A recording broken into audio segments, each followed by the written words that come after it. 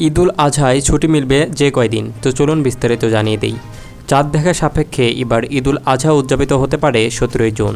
সরকারি ছুটির তালিকা অনুযায়ী কোরবানির ঈদের ছুটি শুরু হবে ঈদের আগের দিন অর্থাৎ 16 জুন থেকে। এই ছুটি চলবে 18 জুন পর্যন্ত। এর আগে 14 ও 15 জুন সাপ্তাহিক ছুটি। সে হিসেবে মোট 5 দিনের ছুটি মিলতে পারে সরকারি কর্মকর্তা কর্মচারীদের। এর সঙ্গে ঈদের ছুটি শেষে ওই সপ্তাহে 2 দিন বুধ ও বৃহস্পতিবার ছুটি ম্যানেজ করতে পারলে তার সঙ্গে আবারও সাপ্তাহিক ছুটি মিলে তা 9 দিনে গিয়ে দাঁড়াবে। 17 জুন ঈদ হলে ছুটি কাটানো যাবে 14 থেকে 22 জুন পর্যন্ত। মুসলমানদের বড় দুটি ধর্মীয় উৎসবের মধ্যে ঈদুল আজহা তথা কোরবানির ঈদ অন্যতম। রোজার ঈদ তথা ঈদুল ফিতরের 2 মাস 10 দিন পর মুসলমানরা ঈদুল আজহা পালন করে থাকেন।